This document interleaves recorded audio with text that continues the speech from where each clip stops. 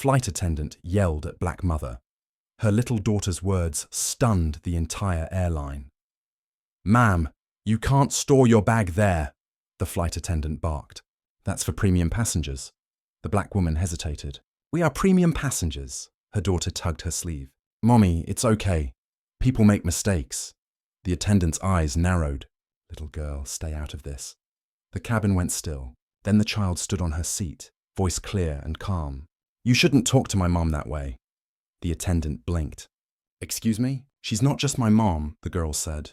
"She's the engineer who designed the safety system you're using right now." Murmurs rose. A pilot in the doorway froze mid-step, and before anyone could speak, the captain's voice crackled over the intercom. "Please treat all passengers with respect, including the one who keeps us alive in the air." The cabin erupted, not in applause yet, but in awareness. Welcome to Respect Wind Stories, a place where powerful tales come alive, and every word carries meaning, no matter where you are watching from. New York, Texas, California, or anywhere across the United States, even from the other side of the world. I would love to know where you are joining from today. Share it in the comments below. And while you do, sit back, relax, and let your heart open to a story that will move your soul and spark your imagination. Every story here carries a message, because in the end, respect always wins. Let us begin. The flight was bound for New York, a routine business route for most, except for Dr. Alana Price and her 7-year-old daughter, Mia. Alana wasn't a celebrity, though she'd quietly reshaped aviation safety with designs used in every modern jet engine. No one on board knew that the calm woman now being lectured by an impatient attendant had once saved hundreds of lives from a failed flight system. Mia knew, though. She also knew her mother hated attention. But as the cabin's tension thickened, the little girl decided silence was no longer polite, especially when truth could fly faster than pride. The cabin had that heavy hush that comes before a storm. The flight attendant's smile was stretched tight enough to snap. "I don't care what you think your tickets say, ma'am," she said loudly, just enough for nearby passengers to hear. "These bins are for premium flyers. Please move your belongings to the back." Dr. Alana Price straightened.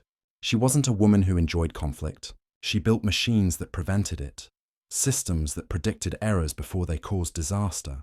But this was human malfunction, and no algorithm could correct arrogance. Still, she tried. "Our seats are in 2A and 2B, she said, voice even. The attendant's eyes flicked to Mia. "And the child?" "She's with me." "Well," the woman said, tapping her tablet, "children usually don't travel in business class. They get restless, disturb passengers." A man across the aisle muttered, "She's disturbing me more than the kid." A few chuckles broke the tension, but the attendant's glare silenced them. Mia, clutching her rabbit, whispered, "Mommy, did we do something wrong?" Alana smiled softly. "Not at all, sweetheart," the attendant snorted. "Look, I don't make the rules, ma'am, but I do enforce them. Please." She reached for the overhead compartment. "Move your bag." Alana caught the strap before the woman could touch it. "Please don't handle our belongings." Gasps fluttered through the cabin like wind through leaves. The attendant's tone sharpened. "Are you threatening me?" "No," Alana said. "Just asking for basic respect." At that moment, Mia's voice sliced clean through the noise.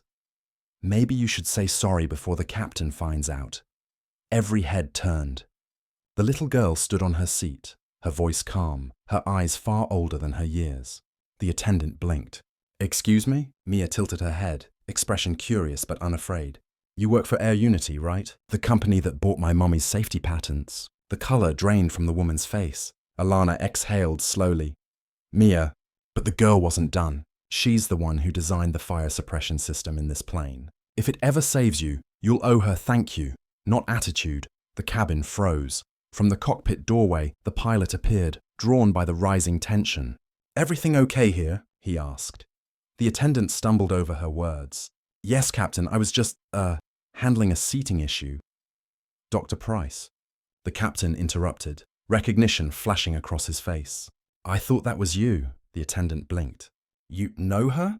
"She's the reason our entire fleet got its safety recertification last year," he said firmly. "If she's in 2A, she's exactly where she belongs." Whispers spread like wildfire. Passengers fished for their phones, some already filming. The attendant's face burned crimson. I didn't realize. That's the problem, the captain said. You shouldn't need to realize who someone is to treat them with respect. He turned to Alana. On behalf of Air Unity, I'm sorry, Doctor. Alana nodded politely. Apology accepted. Let's just have a safe flight. Mia tugged her mother's sleeve. Can we still share our snacks with the nice man who stood up for us? The captain smiled. That'd make my day, young lady. As the pilot returned to the cockpit, the attendant stood frozen, humiliation flickering across her face. She managed a stiff nod and retreated down the aisle, whispers chasing her like turbulence. Alana exhaled, running a hand through her curls. Mia, she whispered, you didn't have to say all that. Her daughter leaned against her shoulder. But Mommy, she said softly, if I don't tell the truth, then the sky stays mean. Alana blinked back a tear. The cabin, once tense, now seemed lighter, like everyone aboard had exhaled together. Across the aisle, a woman mouthed, "Thank you." Another whispered, "About time someone said it." The hum of the engines filled the silence again, steady and rhythmic. Mia settled in her seat, holding her rabbit tight. "Mommy," she murmured sleepily. "Do people like her always forget how to be kind?" Alana kissed her forehead, only until someone reminds them how. Outside, the plane broke through a layer of clouds, sunlight spilling across the wings. For once, the altitude didn't feel like distance. It felt like clarity. The plane cruised over the Atlantic, the roar of the engines steady beneath the faint clink of teacups. The tension that had gripped the cabin was still there, like a ghost that refused to disembark. People whispered, glanced toward row 2, and then looked quickly away. The flight attendant, her name tag read J. Hollins, moved robotically through service. Every smile looked rehearsed, every word brittle. Each time she neared Alana and Mia, her hands trembled slightly. A small child had undone her entire sense of authority, and the humiliation sat heavy in her chest. Alana noticed. She wasn't vengeful. Anger, she'd learned, only fed arrogance. But she also knew silence, when left unchecked, turned into complicity. She pressed her call button. Hollins stiffened and approached. "Yes, Dr. Price?" Alana's tone was gentle. "I think we both deserve to breathe, don't you?" The woman blinked. Yes, of course." "Good," Alana said. "Mia would like some water, and maybe you'd like a restart." The attendant's throat bobbed. Passengers around them pretended to read magazines, ears tilted like antennas. A quiet apology was about to become the in-flight headline. "I'm sorry," J. Hollins whispered. "I shouldn't have spoken to you that way," Alana nodded. "Thank you. Now let's make sure the rest of the flight is calm." Mia smiled, wide and sincere. "It's okay," she said.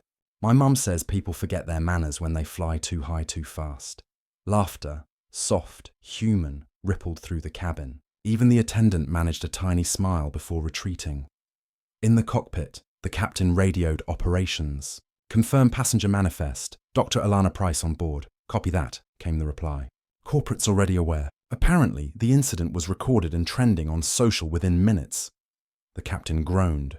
"Of course it is." 2 hours later, turbulence rolled the aircraft. A low rumble, the kind that made passengers grip armrests.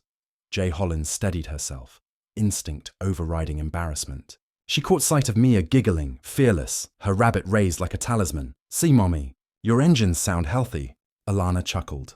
"That's the stabilizer talking." A man across the aisle leaned over. "You designed that thing?" "Yes," she said simply. "Version 3.1. Keeps us from feeling most of the bumps." "Then please, never retire," he muttered, earning another ripple of laughter. The mood shifted, fear melting into admiration, tension into belonging. Even the attendant seemed to exhale. The child's calm had recalibrated the cabin better than any safety demonstration. When the plane landed at JFK, applause broke out.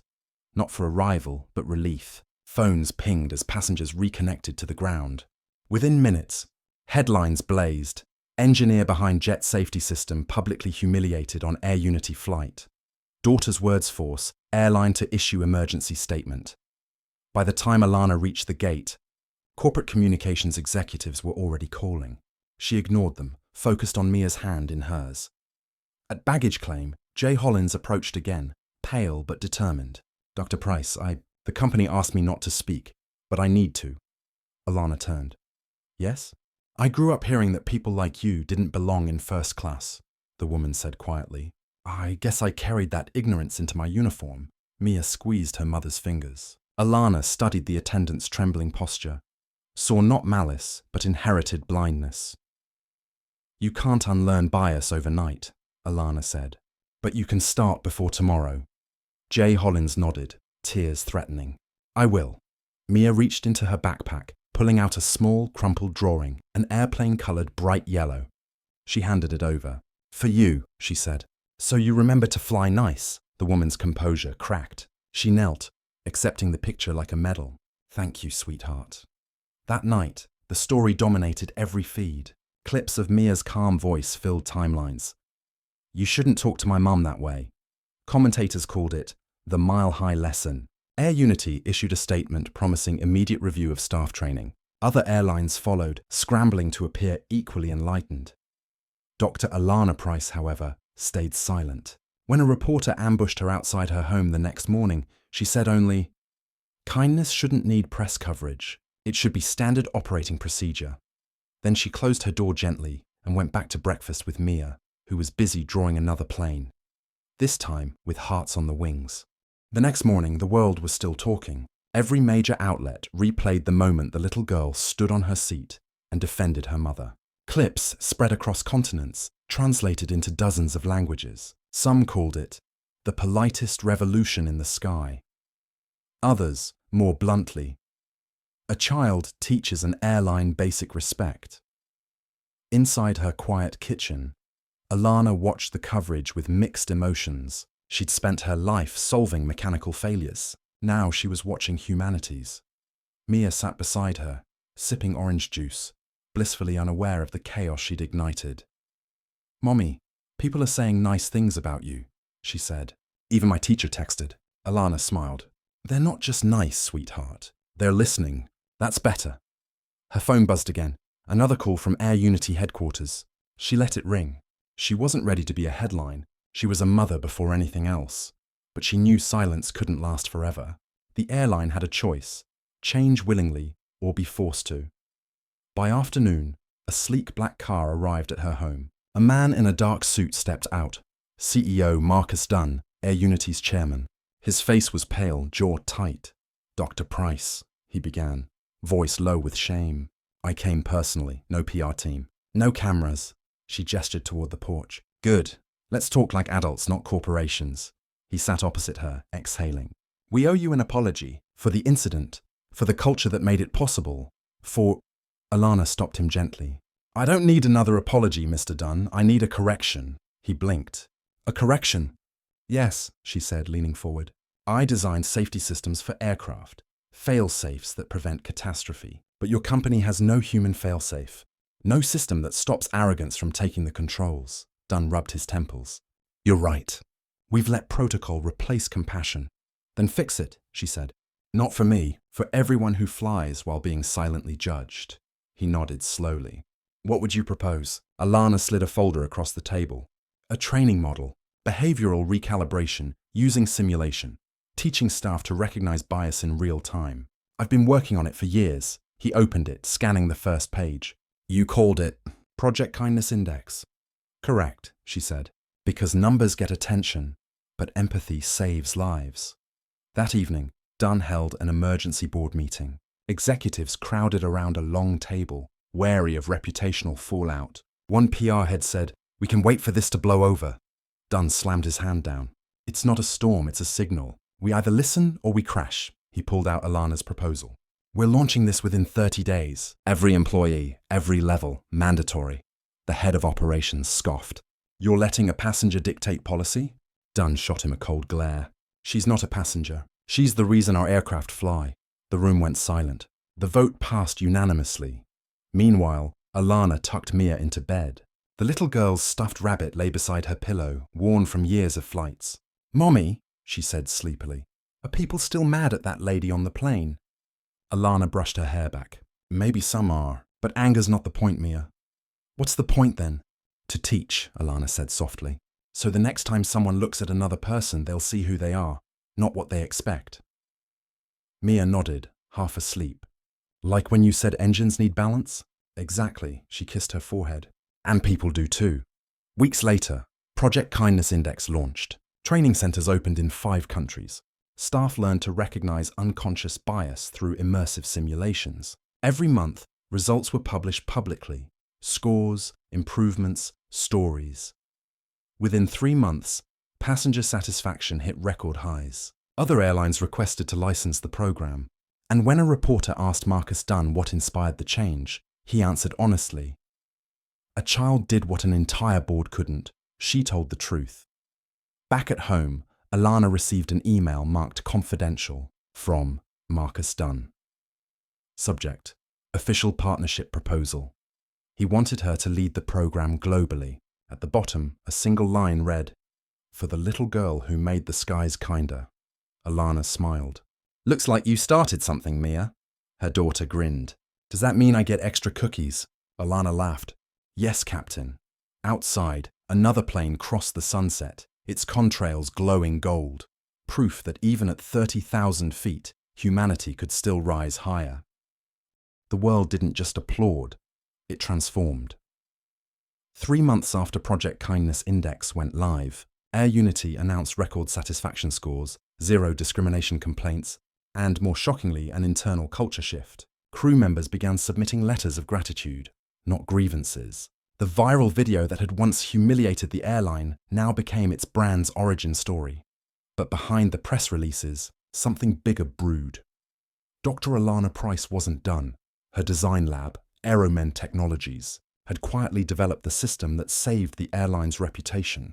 And when she'd sent her proposal, she'd tucked a small clause at the bottom of the contract, one no one at Air Unity's headquarters had bothered to read carefully. It granted her joint oversight of all ethical compliance systems used within Air Unity for the next 10 years.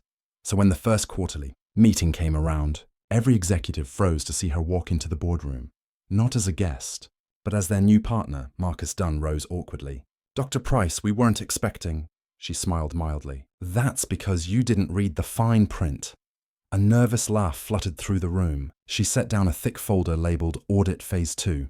"Gentlemen," she began, "the Kindness Index was just the start. It measured behavior, but not accountability. This next phase makes ethical conduct part of your key performance indicators." The HR director frowned. "You mean bonuses tied to compassion?" Alana nodded. "Exactly. You'll be paid not just for profits, but for decency." Silence. One executive shifted in his chair, muttering, "She's turning us into a social experiment." Marcus spoke up, tone sharp. "She's turning us into leaders, and if that bothers anyone, there's the door." No one moved.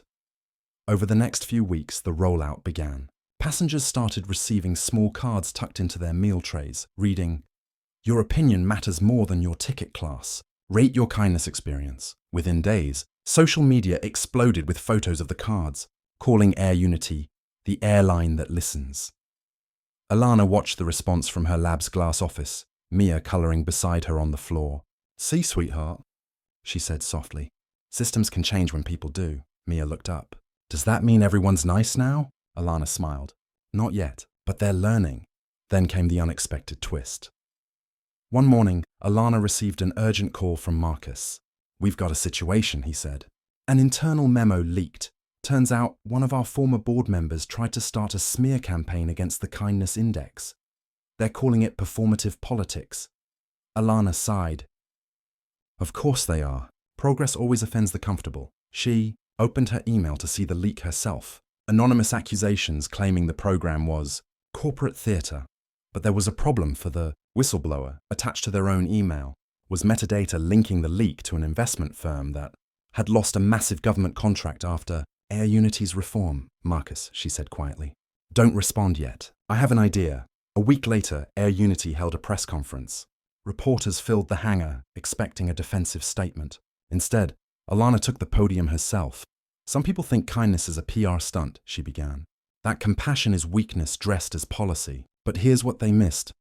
Kindness is good math." She pressed a button. Behind her, a massive display came alive. Charts showing reduced turnover, increased revenue, and record low incident costs since Project Kindness Index began. In 6 months, she continued, treating people with dignity increased profits by 42%. Turns out respect is the best business model we ever built. The room erupted with applause. Cameras flashed. And as she stepped down, Marcus whispered, "You just turned ethics into economics." She smiled faintly. "No, I just reminded them that empathy has a return on investment." That night, Alana and Mia boarded a short domestic flight. As they took their seats, the new attendant, young, confident, knelt beside them and said warmly, "Welcome aboard, Dr. Price. Your program trained me." Alana blinked. "Oh?" "Yes," the attendant said. "I used to work at another airline. I learned to treat passengers like numbers. Now I see faces again. You saved my career." Before Alana could reply, Mia beamed and whispered, "Told you." "Mommy, the sky remembers." Alana turned to the window, watching the sunset glow along the wing's edge, her reflection calm, proud and still. For the first time in years, she felt it, peace at cruising altitude. The morning after the press conference, Air Unity's transformation dominated every news cycle. Headlines blared across global feeds. Kindness becomes currency. Airline reinvents corporate ethics. From viral humiliation to global movement, Dr. Price's reforms take flight. But Alana wasn't celebrating. She was already in her lab, sleeves rolled up, running simulations on her next project, a new AI interface that monitored tone, word choice, and facial tension during customer interactions, not to invade privacy, but to alert staff when they were slipping into condescension before harm was done. Her assistant peered over her shoulder. "So you're building empathy software now?" Alana smiled faintly. "Not software, a mirror. People need to see themselves before they cross the line." That afternoon, Marcus Dunn arrived, holding a manila folder. "We've got a problem," he said. "The old investor group, the one behind the smear, filed for arbitration. They claim your control clause makes you a shadow CEO. They want it revoked." Alana leaned back, calm. "Let them try. They'd have to invalidate every ethics charter I helped ratify." Marcus nodded, half smiling. "You've become the system's immune response." "Good," she said. "Maybe that's what corporations need. A conscience with clearance." 3 weeks later, the arbitration hearing opened at a downtown conference center. Rows of reporters lined the corridor. Inside, executives from the rival investment firm sat stiffly, flanked by attorneys. At the far end of the table sat Alana, composed in a navy suit, her daughter's small drawing of a plane tucked discreetly into her folder. "Dr. Price," one lawyer began, voice cold, "you've effectively made yourself the moral gatekeeper of a publicly traded airline. Don't you find that excessive?" Alana met his eyes. "Not at all. Air safety requires multiple fail-safes." "So does decency," the lawyer smirked. "You sound more like an activist than an engineer." She smiled faintly. "Progress doesn't care about job titles." Then she tapped her folder. "Before we go further, I'd like to enter this into record. A contract addendum signed by your own client, acknowledging shared liability in any ethics violation uncovered during partnership. That means if Air Unity fails, you fail too." The lawyer's smirk vanished. The arbitrator raised a brow. "Is that accurate?" The opposing counsel scrambled through their files, finding the overlooked clause. Silence fell. Alana folded her hands. "So, if we're finished questioning my right to integrity, perhaps we can focus on how to institutionalize it." The arbitrator smiled slightly. "Case dismissed." Outside the building, cameras flashed. Reporters shouted questions. "Dr. Price, are you trying to reform the entire aviation industry?" She paused on the steps. "Not trying," she said simply. "Just starting." Her calm confidence became the clip of the day, looping endlessly across networks. That night, back home, Mia climbed into her mother's lap holding a tablet. "Mommy, look! They made a cartoon about us." On the screen, an animated short told the story of the little girl who fixed the sky. It showed a kind child, a tired mother, and an angry attendant who learned to say sorry. The final line read, "Sometimes the smallest voice keeps the biggest plane steady." Mia giggled. "They made me sound braver than I was." Alana smiled softly. "No, baby. They just made the world sound like it should." A week later, an invitation arrived. The United Nations had requested Alana to speak at the Global Ethics in Business Summit in Geneva. Marcus called her immediately. "You realize this is historic? They want to model Project Kindness Index for global transport policy." Alana exhaled slowly. "Then I guess it's time to take this higher than the skies." On the day of her speech, she stood before delegates from 50 nations. The hall glowed with soft blue light. The UN emblem reflected across glass walls. Years ago, she began, I watched a flight attendant treat my humanity like turbulence. My daughter, just 7, reminded her what altitude really meant. She paused. Kindness isn't charity, it's maintenance. It keeps society from falling apart mid-air. As she spoke, the audience rose to its feet, applause swelling like the sound of takeoff, and from the back of the hall, Mia waved proudly, her small hand the truest seal of approval. That night, in their hotel suite overlooking Lake Geneva, Alana tucked her daughter in. Mia whispered, Mommy, are you famous now? Alana kissed her forehead. No, baby, just visible. There's a difference. Outside, planes crossed the moonlit sky in synchronized lines, tiny points of light, each carrying stories, each guided by lessons born from a child's courage. The Geneva summit changed more than airline policy. It changed conversation itself. Within days of Dr. Alana Price's speech, governments and corporations began signing a cooperative pact called the Altitude Accord, a global promise to integrate ethics training into every travel, hospitality, and public service sector. News anchors called it the softest revolution ever recorded. But while the world praised her, Alana remained grounded, literally and emotionally. She still took morning walks with Mia, still fixed her own coffee, still answered emails herself. Fame had never been the destination. It was just unexpected turbulence. One grey afternoon, she returned from the summit to a surprise waiting in her office. Marcus Dunn, holding a letter embossed with the Air Unity seal. I'm stepping down, he said quietly. It's time the company had leadership that reflects its values. Alana frowned. Marcus, you turned this ship around. He shook his head. You were the compass, and I think you already know who should steer next. He slid the envelope toward her. Inside was a formal offer. Chief Ethics Officer, Air Unity Global. She looked up startled. That's not a real position. It is now, he said. We just created it. Alana laughed softly.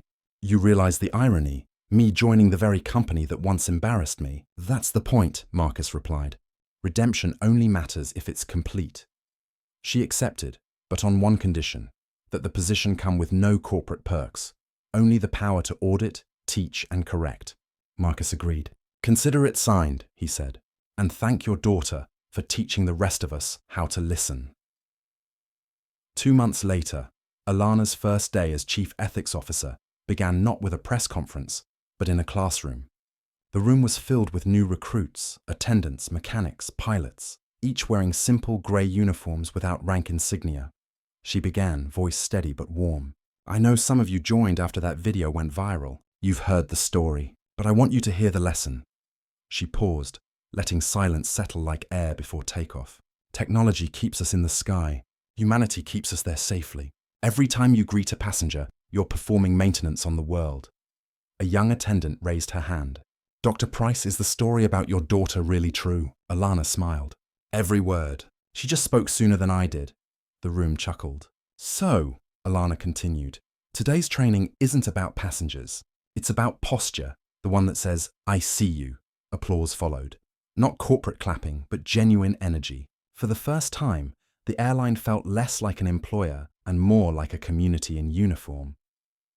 That evening, Alana stood at the terminal watching departing flights. Through the glass, a billboard displayed the new Air Unity motto, Altitude is measured in empathy. She smiled, whispering, Looks like we finally learned how to fly. Then, her phone buzzed. A video notification. Incoming message from Training Director Jay Hollins. The name made her pause. The same attendant who had once humiliated her now led diversity programs for the entire company. Alana opened the message. On screen, Hollins stood in a hangar with hundreds of trainees behind her. Dr. Price, she said, voice clear and humble. This is our first graduation under your charter. Every student here owes their second chance to your first act of grace. Thank you, the crowd behind her cheered. Mia, sitting beside her mother, clapped along. That's the lady from the plane, she said, astonished. Alana nodded. And look how high she's flying now. Weeks later, the UN announced a permanent fund called the Price Initiative, dedicated to ethical innovation in business. Alana refused to take the podium at the launch. Instead, she sent a short recorded message. Human progress isn't built by heroes. It's built by people who decide in one ordinary moment to be kind. The clip ended with a shot of Mia waving from beside her, her small hand raised against a sky streaked with departing planes. That night, as they walked along the shore near their home, Mia asked, "Mommy, do you think the sky remembers us?" Alana looked up at the blinking flight paths arcing across the stars. "I think," she said softly, "the sky remembers everyone who learns how to look down kindly." Mia giggled. "Then it'll remember you forever." Alana squeezed her hand. "No, baby, it'll remember you. You reminded it to listen." The wind carried their laughter into the night, mingling with the faint, distant hum of jet engines, each one powered not only by science, but by a lesson learned in the quiet courage of a little girl. By the time a full year had passed since the incident that changed everything, the world's skies no longer felt the same. The airways weren't quieter, but somehow gentler. The way attendants spoke, the way passengers moved, the way people saw one another. Something fundamental had shifted.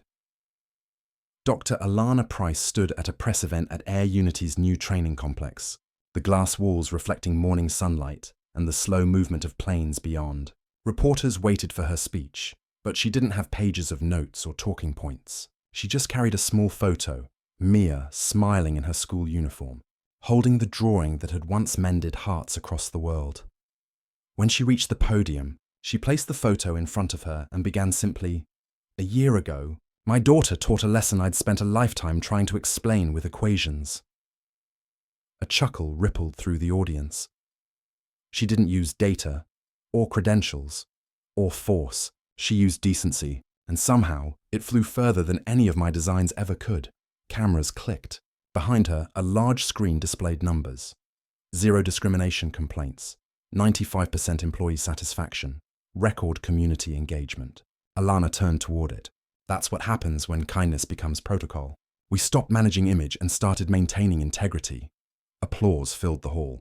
But Alana's eyes drifted toward the window, toward the runway where trainees in grey uniforms were guiding a plane to its gate with quiet precision. It wasn't pride she felt, it was relief. For once, the system didn't need her to correct it. It was flying steady on its own. After the ceremony, Marcus Dunn found her on the balcony overlooking the tarmac. "Still hate speeches?" he teased. "Only when they feel too final," she said. "You realize, Alana, you've done something no one in corporate history has managed. You made ethics profitable." She laughed softly. "No, Marcus. People just finally realize morality isn't bad for business." He smiled. "You've built something that will outlast us all." "Maybe," she said. "But it won't matter if the next generation doesn't carry it forward." He followed her gaze to the flight school beyond the hangars, where children in bright jackets watched planes rise into the morning. Mia stood among them, her braids whipping in the wind, holding her rabbit in one hand and a notepad in the other, sketching wings with concentration. "She looks like she's already planning her own design," Marcus said. Alana's smile softened. "She's planning something bigger. I think she's redesigning people." Later that afternoon, Alana and Mia walked through the campus gardens. Everywhere, there were small bronze plaques engraved with quotes from employees who'd graduated the training. Lines like, "Empathy feels lighter than ego, and altitude is shared." "Mommy," Mia said, tracing her fingers over one, "do you think people will remember my words?" Alana stopped, kneeling beside her. "They already do. Every time someone pauses before judging, that's you. Every time someone apologizes instead of arguing, that's you again." Mia grinned. "Then I guess I'm kind of famous." Alana chuckled. "The best kind, anonymous and effective." That evening, they boarded a short flight to Washington for another speaking engagement. As they settled into first class, the new attendant knelt beside them, smiling.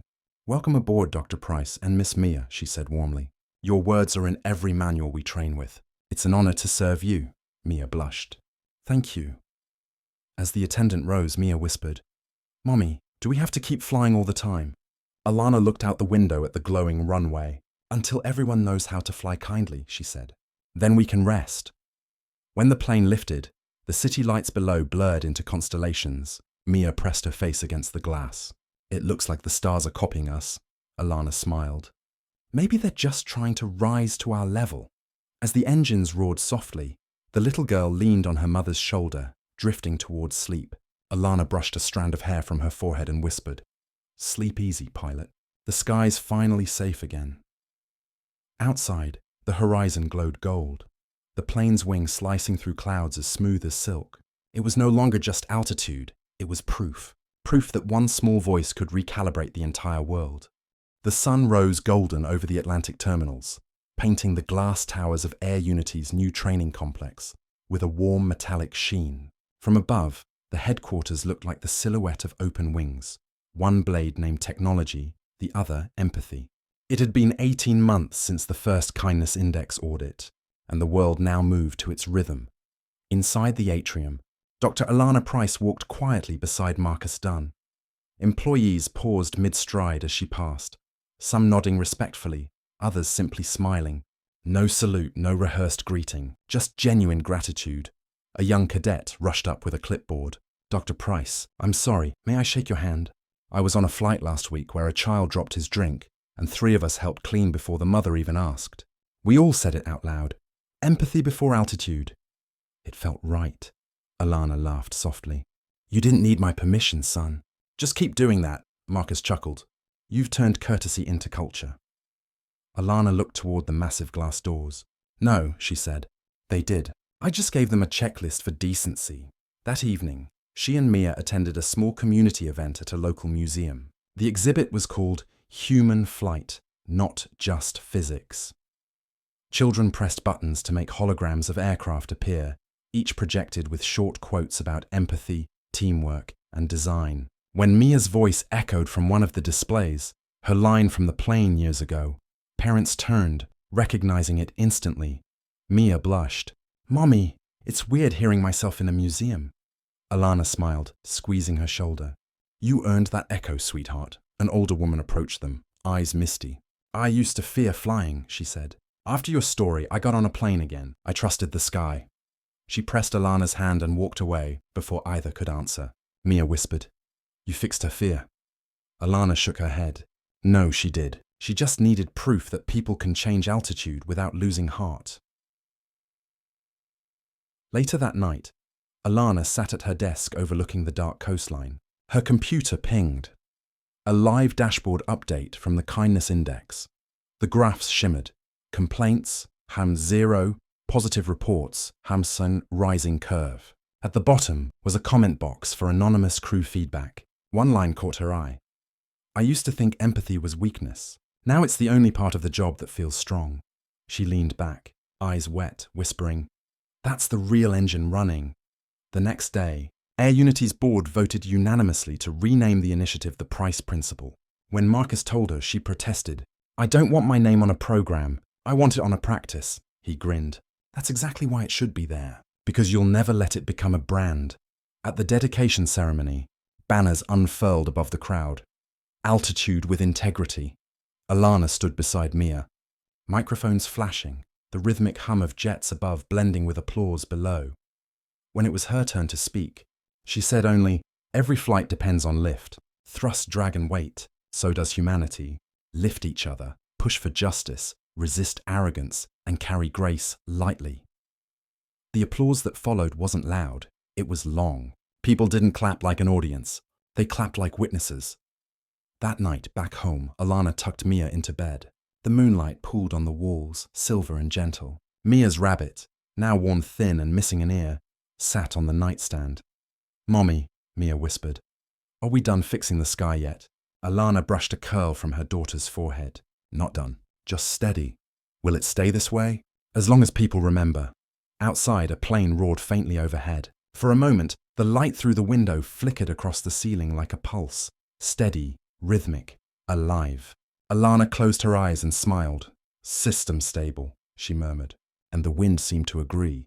2 years later, the world had adjusted to a new altitude. What began as a viral clip was now the spine of modern aviation ethics. Air Unity's motto, "Empathy before altitude," was painted beneath cockpit windows, stitched inside uniforms, embossed on boarding passes. It wasn't branding anymore. It was belief. Dr. Alana Price had long since stepped away from daily operations. She'd traded boardrooms for classrooms, teaching engineers how compassion could be measured as precisely as air pressure. Yet every few months, she was invited back for review panels, and each visit felt like stepping into the future she once imagined for Mia. On a crisp spring morning, she returned to Air Unity Field for a special flight demonstration. The new generation of attendants, trained under the Price Principle, was completing final certification. The hangar doors opened, flooding the floor with daylight and the smell of jet fuel and rain. A line of young recruits stood at attention as she entered, murmuring softly, "That's her." Alana smiled shyly. "No need for that look. I'm not here to test you. I'm here to thank you." She walked past them slowly, taking in faces from every background, every accent, every age. "The sky belongs to all of you now," she said. "Protect it better than we did." Applause broke out, hesitant at first, then rising like an engine spool up. At the back of the hangar, one woman wiped her eyes. It was Amara Cole, the very attendant whose arrogance had once sparked it all. Now grey streaked her hair. Humility had given her elegance. After the ceremony, she approached Alana. "Dr. Price, I still remember the sound of my own voice that day," she said quietly. "It keeps me honest." Alana shook her head. "Then it did its job. Remorse isn't regret, it's maintenance." Amara smiled. "I tell that to every new trainee." That afternoon, Alana and Mia, now nearly grown, walked the perimeter of the field. The air shimmered with heat. Planes lifted one after another, streaking into blue. "Feels smaller than I remember," Mia said. "That's what happens when you outgrow the storm," Alana replied. They stopped by a small marble marker near the viewing deck. It read, "Dedicated to every passenger who taught us to listen." Someone had left a child's drawing of a yellow airplane taped to its base. A paper heart was glued to the tail. Mia knelt. "That looks like mine." "It is," Alana said softly. "I gave the original to the museum. This one must have been made by someone else who heard your story." Mia's eyes shone. "So, they're still listening." "Always," her mother said. Evening settled in lavender streaks across the runway. From the balcony, the two watched the day's final flight prepare for departure. The captain's voice carried over the loudspeakers. "Ladies and gentlemen, as we take off tonight, remember, the shortest distance between two hearts is respect." Passengers looked at each other and smiled. Some clasped hands. Some simply breathed easier. Mia leaned on the railing, whispering, "Do you ever wonder if people forget?" Alana shook her head. "They can't. The rules changed at 30,000 feet. A familiar hum built in the distance, the first fully electric Sky Unity prototype rolling down the runway. Its paint glimmered in twilight, gold and silver intertwined. As it lifted, lights along the fuselage spelled out, "Price Generation." Imia gasped. "They named a plane after us." Alana laughed through tears. "After you." The crowd below erupted in cheers. Reporters shouted. Cameras flashed, but Alana barely heard them. Her focus was on the ascending jet, cutting through the clouds with silent grace. For years, the sound of flight had been a reminder of conflict. Now it sounded like peace sustained. Mia slipped her hand into her mother's. "System stable." Alana smiled. "Stable, tested, and cleared for eternity." The prototype vanished into the dusk, leaving a contrail glowing orange in the last light. Around them, the air smelled of fuel and rain and something cleaner, closure. Alana turned toward the hangar, where the recruits were still watching the sky, some whispering prayers, some just awed into silence. "Come on, sweetheart," she said to Mia. "Let's go home. We've kept the sky steady long enough." They walked away together, shadows stretching behind them as the golden contrail slowly faded. Not an ending, but the start of calm skies for generations. The house by the shore breathed like something alive. Its windows faced the sea, and when the tide came in, sunlight rippled across the walls like slow applause. It was quiet now. No journalists, no meetings, no calls at dawn. Only gulls, salt air, and the comforting rhythm of waves. Dr. Alana Price had finally retired, not from purpose, but from noise. She woke before sunrise each day, made tea instead of coffee, and sat on the back porch with a small notebook, the same one she'd carried since the first Kindness Index draft. Its pages were filled not with blueprints or formulas anymore, but reflections, memories, lessons, names she didn't want to forget. Her handwriting, once sharp and deliberate, had softened like her heart. Respect doesn't land, it circles. It must be caught fresh every day. Silence heals faster than victory. The sky forgave us. Each line was a landing strip for peace. Inside, Mia bustled about the kitchen, humming as she packed for her college internship with Air Unity's global outreach team. She'd inherited her mother's precision, but her father's laughter, light, uncontained, always a little ahead of reason. "Mom," she called.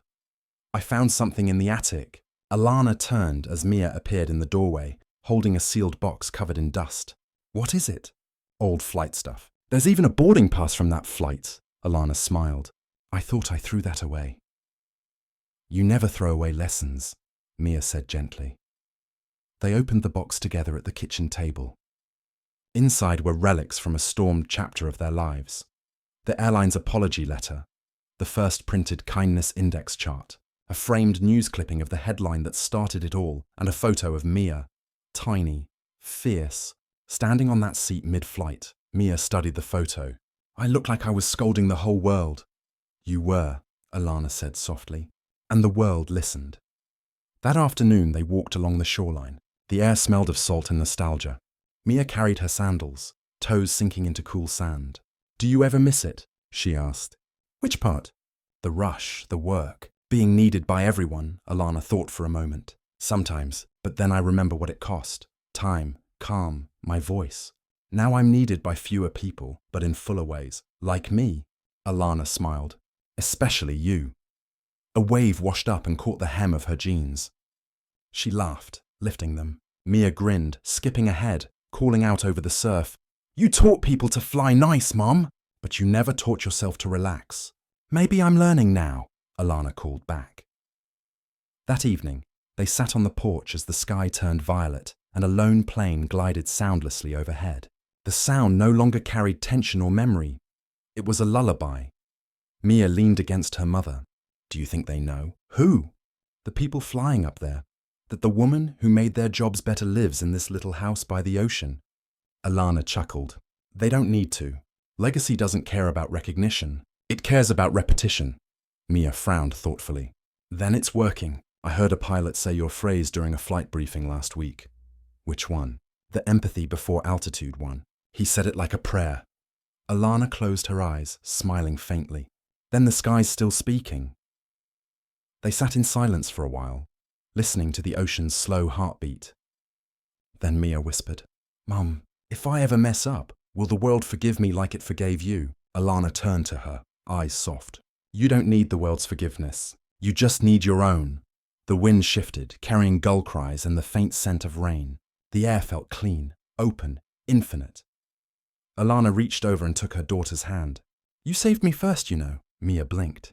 "Me?" "When you stood up for me on that plane," Alana said, her voice low. "I learned from your courage what my brilliance never taught me.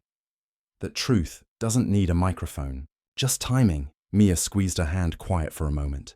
Then she said, smiling, "System stable?" Alana nodded, eyes on the horizon. Stable and clear, the light faded. The last plane of the evening passed overhead, its lights blinking rhythmically, steady as a heartbeat. Alana whispered, "Safe flight, whoever you are." The sea answered in hushes, and for the first time in years, the sky above their home felt like it was smiling back. Morning arrived with gull cries and gold lights streaking through the curtains. Alana woke early, as always, but this morning felt different, lighter somehow, as if the air itself had exhaled. Mia's laughter carried faintly from the living room. She was on a video call with other Air Unity interns, preparing for her first international rotation. Alana paused in the hallway, listening. Mia spoke with a kind of calm authority that made her mother's heart ache with pride. "Yes," Mia said into the screen. "The point isn't the rule, it's the respect behind it." The words were echoes of her own from that long-ago flight, reshaped now in a new generation's tone. Alana smiled and stepped outside, mug in hand. The ocean spread before her like a calm breath. Gulls suspended in air, the hum of the world far away. Later that day, a car arrived at the house. When Alana opened the door, a familiar face greeted her. Amara Cole, the former flight attendant turned training director. "Good morning, Doctor," Amara said, holding a small envelope. "Amara," Alana smiled. "I haven't seen you since the certification ceremony." Amara grinned shyly. "I come with news. You've been selected for something different." She handed her the envelope. The gold seal bore the emblem of the Global Humanity Council. Alana unfolded the letter and read aloud. In recognition of reforms that changed global corporate conduct, the Council invites Dr. Alana Price to deliver the inaugural Humanity in Motion address. She looked up, startled. This can't be right. Amara laughed softly. You taught the world to fly kindly, Alana. Who else should remind it to stay that way? That night, Alana sat at her desk, staring at a blank page. The letter lay beside her, but she couldn't find her opening words. She wasn't a politician. She wasn't even sure she wanted to be a speaker again. But the memory of that day on the plane, her daughter's small voice cutting through arrogance, rose in her mind. She wrote, "There are inventions that make flight possible, and moments that make it meaningful. We talk about lift, thrust, and gravity, but the true miracle isn't that planes fly. It's that people do." She paused, pen trembling slightly. One child reminded us that altitude is not a privilege, it's a responsibility. The following week, she travelled to Geneva once again. The event hall glimmered beneath soft lights, the kind that made everything feel like dawn. Delegates from across industries filled the seats, pilots beside teachers, engineers beside artists, CEOs beside students. At the back of the room, Mia stood with a small group of interns, beaming like sunrise. When Alana stepped to the podium, the crowd fell silent. She spoke not with authority, but with grace. Some years ago, a flight attendant yelled at a mother for sitting where she didn't belong, she began. The audience shifted, recognizing the story. What that woman didn't know, Alana continued, was that her voice was loud enough to start a movement, but not in the way she intended. Because one little girl decided the sky should belong to everyone. The hall was silent still, like a held breath. Then applause began, not explosive, but steady, like a heartbeat.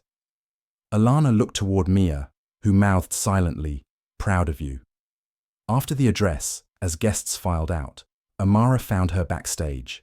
"You did it again," she said, eyes shining. "You made a room full of executives feel." Alana shook her head, smiling. "Mia did that years ago. I'm just her echo." She turned toward the large window overlooking the lake. The reflection showed two women, one once broken by arrogance, the other redeemed by grace. They stood side by side, proof that forgiveness doesn't erase the past, it reframes it. Back at the hotel, Mia knocked softly and entered, barefoot, still glowing from pride. She carried a small notebook, the same one her mother had written in for years. "I added something," she said, handing it over. On the last page, in her looping handwriting, Mia had written, "Empathy before altitude, because humanity should always travel first class." Alana's eyes filled. She pulled her daughter into her arms. For the first time in years, no words came, only quiet, the sound of legacy breathing between them. Outside, the lights of passing planes shimmered across the lake like floating stars. A year passed after the Geneva address, and the world continued its quiet transformation. The Humanity in Motion initiative, rooted in the Price principle, was now part of corporate training in over 60 countries. But for Dr. Alana Price, life had slowed to a hum of simplicity. Morning walks, letters from strangers, and soft evenings spent watching the horizon. The recognition no longer mattered. The peace did. It was late summer when Alana received a message stamped with the Air Unity emblem. Inside was an invitation. Join us for the unveiling of the new Sky Unity fleet, the first global aircraft to run on renewable fuel and human compassion. She smiled at the phrasing. "Compassion as fuel," she murmured, amused. It sounded poetic, and yet it wasn't wrong. She flew out the following week. At the airport, she was greeted not by an entourage, but by a simple banner stretched across the hangar. "Welcome home, Dr. Price." The plane itself gleamed under the noon sun, its silver body lined with a single word along the fuselage: Unity. The crowd included engineers, attendants and families of staff members. Among them stood Mia, now in her Air Unity uniform, her first day as a communications officer. "Surprise," she said, beaming. Alana's breath caught. "You didn't tell me you joined." "I wanted to earn my wings before you saw me in them." Tears blurred her vision. "You did more than earn them. You redesigned them." When the ceremony began, Marcus Dunn, older now, his hair white, but his voice still firm, took the stage. Today we honor the spirit that saved our skies, he said. This aircraft isn't just built to fly, it's built to remember, and it carries the mark of the woman and child who showed us what altitude really means. He turned toward Alana and Mia. The Unity will make its maiden voyage today, with Dr. Price, and her daughter as the first passengers, gasps, and applause filled the hangar. Alana froze. Marcus, No speeches, Alana, just fly. The engines hummed, soft and alive. Inside the cabin, there was no luxury, just beauty in restraint. The seats were crafted from sustainable fibers, the air scented with cedar and linen. On the wall above first class, in subtle silver lettering, was a quote, "Empathy before altitude." Alana traced it with her fingers. They really listened, she whispered. Mia smiled beside her. You really changed the sky. As the plane began to taxi, Alana closed her eyes. She remembered the shouting attendant, the fear in her chest, the little hand gripping hers, and then that tiny voice breaking through arrogance like light through cloud. Now, there was only silence and grace. The plane lifted smoothly. Through the window, the earth dropped away in gentle motion, the sea gleaming like mercury. Mia's reflection appeared beside hers, two faces bound by courage and time. Mom, Mia said softly, do you think we ever stopped flying? Alana turned to her. No, sweetheart, we just learned to glide. Hours later, as the plane cruised above the Atlantic, the captain's voice came over the intercom. Ladies and gentlemen, this is your captain speaking. We're at 35,000 feet, safe, steady and grateful. And if you look to your left, you'll see the world as Dr. Price helped make it, clearer, kinder and open for everyone. Passengers applauded quietly. Some cried. One attendant standing near the aisle placed her hand over her heart. Alana looked out the window. Below, clouds stretched like silk, endless and forgiving. She whispered, "System stable." Mia smiled beside her, whispering back, "Altitude eternal." When they landed, the runway was lined with hundreds of employees and students holding candles. The setting sun cast everything in amber glow. Marcus greeted them as they stepped out, his voice trembling. "Welcome home, Captain Price." Alana laughed softly. "I was never the captain," he smiled. "You were always the compass." Mia took her mother's hand, squeezing gently as the crowd around them bowed their heads in silent thanks. It wasn't about titles anymore. It was about transmission, a legacy passed, not spoken. That night, back at their seaside home, the wind was still. The sky glittered with stars, tiny aircraft lights among constellations. Alana stood at the open window, feeling the breeze move through her hair. From somewhere far off, she could hear a plane's faint hum, the same sound that once symbolized struggle, now transformed into peace. She whispered, "Fly safe, everyone!" And as if the universe heard her, a shooting star crossed the sky, fast, bright, free. Mia, half asleep on the couch, murmured drowsily, "Was that one of ours?" Alana smiled. "They're all ours now." The waves echoed the words in rhythm, soft and sure, and the sky, their sky, remained calm, kind and infinite.